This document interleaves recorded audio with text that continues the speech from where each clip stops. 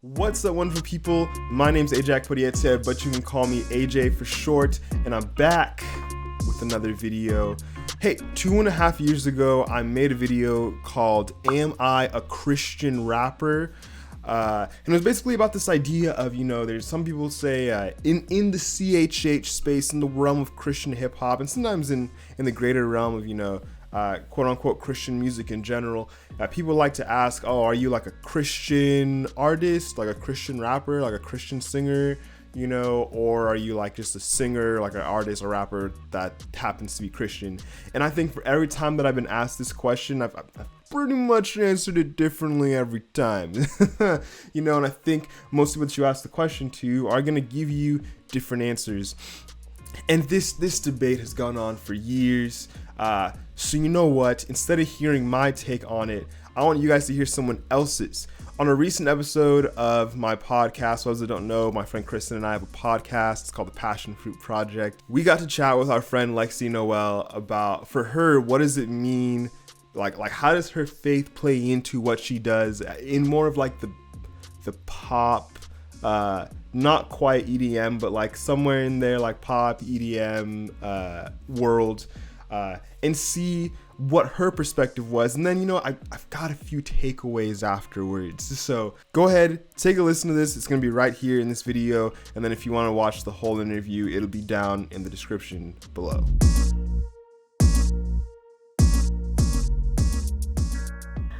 I really want to start off by saying that every time I sing and perform, mainly performing, it's okay. When you're recording versus performing, it's a completely different experience. When you're recording, you're in a more comfortable, area. You're not really in front of anyone except if someone's there recording for you, and you're just really feeling the music in your headphones or on your monitors. But when you're performing, like in choir, it is a full-on experience.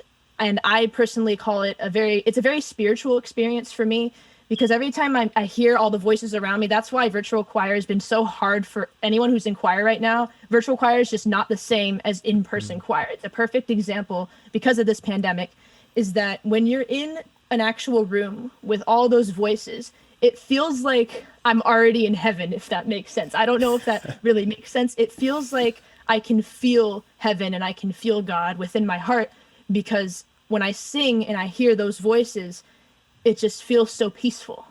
And I've tried not to cry. I remember when I sang at Carnegie Hall, I was literally mouthing, oh my God, it's so beautiful in here. I'm like, oh my gosh, wait, they're going to see me saying this, or they're going to see me cry. But it was just such a beautiful experience. And even singing at the local chapel at our university, it's just so relaxing. And you can just feel the presence of God there. And when I video edit, it's a little different, but I feel as though I am using my talents, and it makes me feel content and happy when I do it. I don't feel any stress, even though when you video edit or audio edit or music editing, all that stuff, even though it's very tedious and very time, it takes a lot of time. You can ask AJ especially. To edit stuff is very precise. It's stressful. Technology can sometimes be a pain. Pro Tools, it always crashes on you. But if you love what you do, and if you feel happy even during those moments, then I feel like that's a real, true, spiritual, thing that's going on, if that makes sense. It makes you feel very content, at peace, and that God is with you, and that everything is okay, even if things are going a little bit sideways, whether it's a technical issue or you're feeling a little anxious. I always get performance jitters before I perform, even if I know my song or my piece. I would perform a recital, I always would get nervous, because it's that it's that anticipation to want to entertain the audience, to want to be good for them. And I'm sure you can kind of understand that also, because I know you guys dance and record yourselves dancing, or you dance in front of people. That's why we were talking about hip hop. But it's the same for singing too, and performing, and even behind the scenes work, like video editing, which I do back there, by the way. I have my video editor back here, and I have my music set up here. So that's my answer. No. And absolutely. Sorry, Kristen, I think you got muffled on my end, what you just said. No, you're good. and I asked that question, and I think my perspective on this has evolved a little bit, and of course, like I'm gonna let Kristen ask this next question, but there's just this idea that sometimes is prevalent, and I think sometimes it's more so in the world of Christian hip hop, that like whenever Christian hip hop artists collaborate with secular artists, sometimes Christian rap fans get mad and they're like, oh, why is this person doing this? Don't they know that other person talks about all these things in their songs, or their music isn't glorifying to God, or all these miscellaneous things. And like I found that, like, pretty much, like, even though I call myself a Christian rapper, but basically every person that I have collaborated with and worked with has probably someone who wouldn't self-identify as like a Christian artist. Like, we're artists that are Christian, and we make music, and we believe that what we do or what we create, and as we follow our passions, does bring glory to God, and can bless people and stuff, even if we're not necessarily giving a 3-point sermon about the gospel in that specific thing. And so I think, like, I really enjoyed, like, and I'm so excited for people to hear the stuff that we've been working on together, because they're definitely like, I think super meaningful and are going to bless a lot of people, even though one could argue they're not really like quote unquote Christian songs. That was just, oh my gosh, beautifully said. That I completely agree with you on that, because you're right. Like, not everybody does, do that, but at the same time, we are really blessing people when we put our music out there. We're blessing them with that moment where they get to sit back and actually listen to something, or they can even be listening to it while they're like doing the dishes in the kitchen, or like, because people still, life moves on.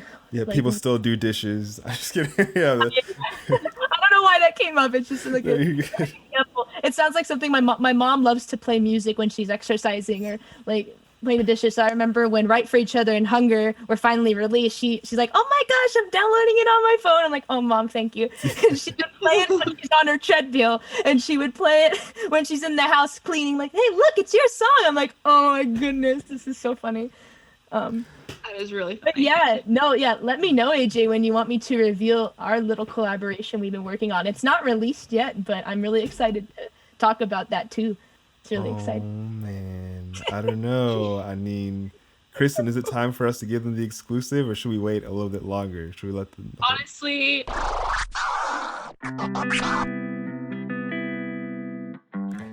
and so, you know what? There you have it.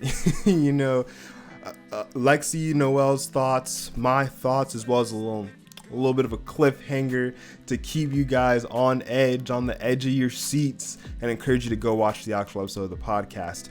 But this idea of, hey, maybe what it means to be a Christian artist does not as much have to do with, how Christian are your lyrics, but are you telling the story that you're telling well? Are you creating excellent art that's gonna bless people and that's gonna help people?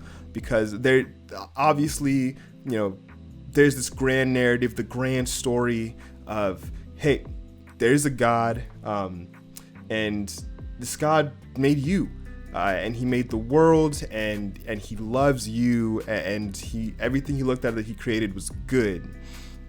Bad news, kind of screwed it up. But here's the great news. It's that same God that created the whole world came down from heaven in order to have a relationship with you and I, and every human being has an opportunity to be reconciled with their creator. And one day he's going to come back and make everything in the world right. Just like it originally was. That's the ultimate grand story. But within that story, there's these smaller stories inside of our lives that I think are really valuable to tell. Stories like, dealing with relationships or battling anxiety, or taking on childhood traumas, or figuring out what does it mean to be excellent, what does it mean to do the best that you can with what you have. I think these are all valuable stories that, as long as we're not like twisting the truth, or doing all kinds of like wild craziness, there's value and there's something to be said about, can we learn to tell those stories well? I think that in there lies the meaning and the purpose of what it is to be a Christian artist, a Christian creative. So hey, those are my thoughts. Let me know your guys' thoughts down in the comment section below. Make sure that you like and subscribe. My name's Ajak Podietsev, but you can call me AJ for short. And don't forget to live a real, full life. Now it's Maddie's heart on bracelets and t-shirts. Looking for answers from mantras and teachers. Struggle to face all this pain like wrestling players. Along for the day when I get to say it's so good to see her. Yeah.